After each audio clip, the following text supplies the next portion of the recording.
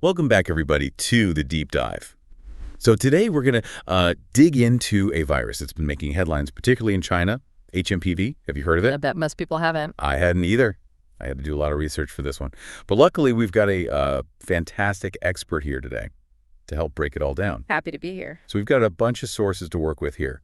A report from ABC News, one from BBC, some analysis by Bloomberg, and then a really detailed medical explainer by the Cleveland Clinic. All right, so first things first, what is hMPV? Well, hMPV stands for human metapneumovirus, Okay, and it's a respiratory virus. So it affects your lungs and your breathing. You can think of it as kind of like a cousin to the common cold or the flu. so like a super common cold. Yeah, most people get infected with it at some point in their lives, usually by the time they're 5 years old. Wow, I had no idea. Yeah. So if it's so common, why are we just hearing about it now? Well, it was actually only discovered relatively recently, in 2001. Really? Yeah. That's surprising for something that common. It is. And another reason that you might be hearing about it now is because of all the advances in virus detection, especially because of the COVID-19 pandemic. We're just better at identifying viruses now. So it might have been going undetected. Exactly. But now we're able to pinpoint it much more effectively, especially with the outbreaks happening in China. Right. And speaking of those outbreaks, Bloomberg is really highlighting that China is seeing this winter surge of cases. Is that unusual? Well, so the BBC points out that while China is getting a lot of attention, similar increases in hMPV cases are actually happening in other parts of the Northern Hemisphere. And it just seems to be a seasonal thing. That pops up more in the winter. Like just like the flu. Right. And interestingly, the Chinese CDC doesn't seem to think that this season is actually any worse than previous years. They're just detecting and reporting it more widely. That makes sense. So we might be seeing more headlines, but it doesn't necessarily mean there's a dramatically worse outbreak. But what happens if you actually catch hMPV? So the good news is, for most people, it feels a lot like a common cold. Okay. So you might get a cough, fever, runny nose, sore throat. Sounds familiar. Yeah, right.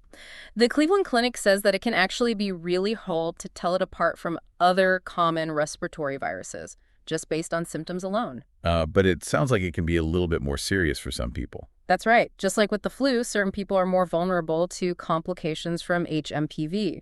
So we're talking about young children under 2, adults over 65, and anybody with a weakened immune system. ABC News mentioned pneumonia as a possible complication. Yeah, pneumonia is definitely a concern.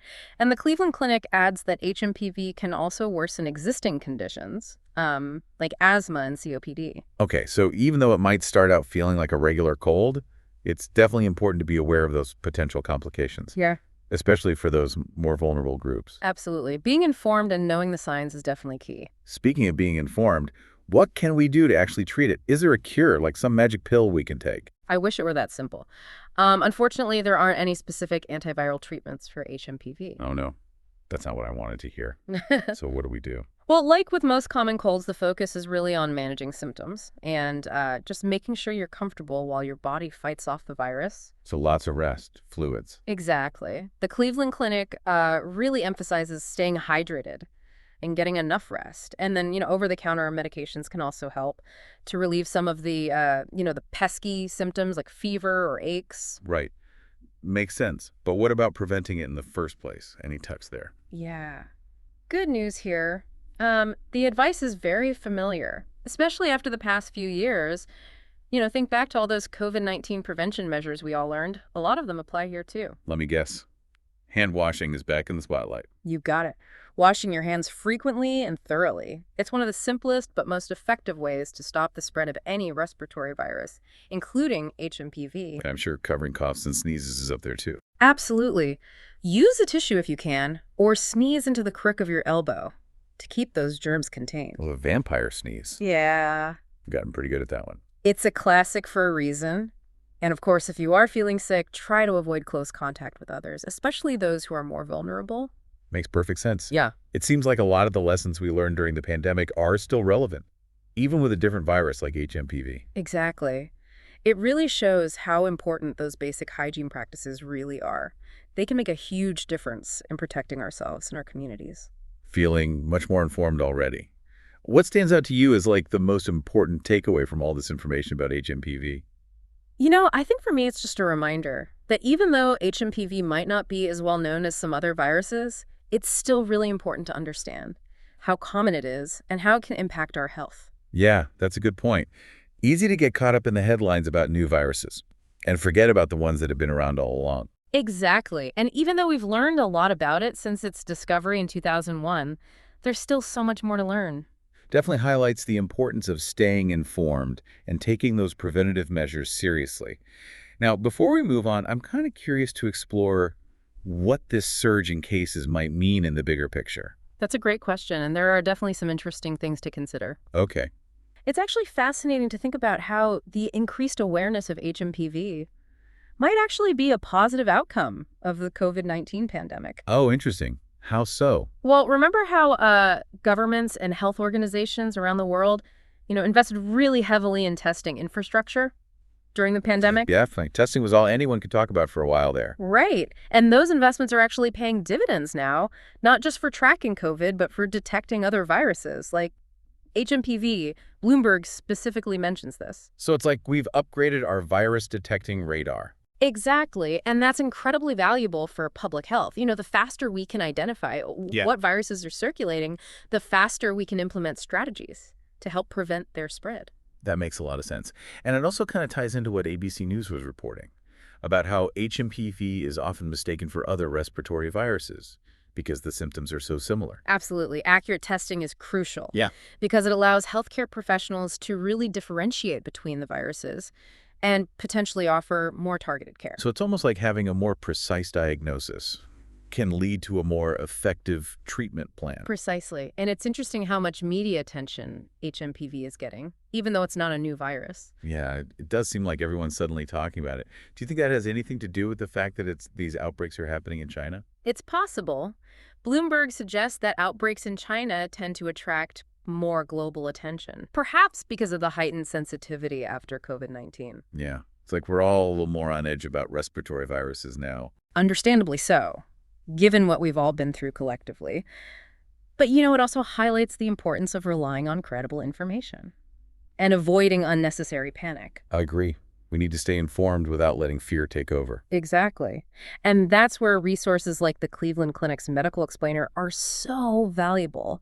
They provide that evidence-based information that can help people understand the virus and manage their health appropriately. It's like having a trusted guide in the midst of all the noise. Precisely. And speaking of managing health, you mentioned earlier that there's no specific treatment for hMPV. Yeah, unfortunately. No magic pill this time. That's right. And the ABC report emphasized that treatment primarily focuses on, rest, fluids, over-the-counter medications to manage the symptoms, just like with the common cold. So it really does sound like the key is just to make yourself as comfortable as possible while your body fights it off. Exactly. The Cleveland Clinic also adds that in more severe cases, hospitalization might be necessary to provide oxygen therapy or IV fluids. Yeah, it's a good reminder that while most hMPV cases are mild, it can be serious for certain groups. Absolutely. It's crucial to remember that, young children, older adults, and those with compromised immune systems are particularly susceptible to complications. Right, and that's why it's so important to take those preventative measures seriously, especially if you're around people who are more vulnerable. I completely agree. Prevention is always better than cure, especially when there isn't a specific cure available. Speaking of prevention, what can our listeners do to protect themselves and their loved ones from hMPV? Well, the good news is that a lot of the preventative measures are things we're already familiar with. You mean like washing our hands and covering our coughs? Exactly. Those simple actions can go a long way in preventing the spread of respiratory viruses, like hMPV. It's amazing how such basic hygiene practices can make such a big difference. They really can. And remember, even though there's no vaccine for hMPV, there are still plenty of things we can do to stay healthy. This deep dive has been incredibly informative. We've covered a lot of ground, from understanding what hMPV is to exploring its potential impact. And we've even learned some valuable lessons about the importance of public health infrastructure and staying informed. Before we wrap up, I'm curious to hear your final thoughts on hMPV and what this all means for us moving forward. What key takeaway would you leave our listeners with today? I think the most important thing to remember is that knowledge is power. The more we understand about viruses like hMPV, the better equipped we are to protect ourselves and our communities. That's a great point. So even though hMPV might not be as well known as some other viruses, it's still important to be aware of it and take those preventative measures seriously. Absolutely. The BBC article mentioned that increased indoor gatherings during the colder months can contribute to the spread of hMPV. So it seems like being extra cautious during those times is a good idea. Absolutely. When people are spending more time indoors, it creates a much more favorable environment for viruses to circulate. Right. The Cleveland Clinic also suggested wearing a mask if you're sick and you can't avoid being around others. Seems like we've learned some valuable lessons from the pandemic about how to protect ourselves and those around us. I agree. Even though we might be tired of hearing about these precautions, they can really make a big difference. In preventing the spread of all these respiratory illnesses, it's amazing how individual actions can really have a ripple effect on community health. Well said.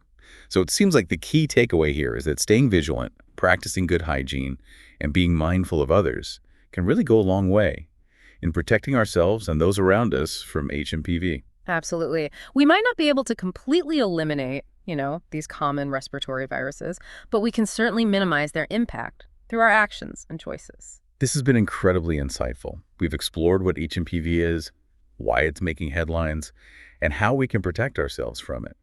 But most importantly, I think we've learned that even though this virus might not be new or as dramatic as some others that we faced, it still deserves our attention. I couldn't agree more. It's a great reminder that even in a world that's constantly focused on the next big threat, it's important to remember that the common everyday viruses can still have a significant impact on our lives and our communities. Well, I think we've definitely equipped our listeners with a solid understanding of hMPV and what they can do to stay healthy.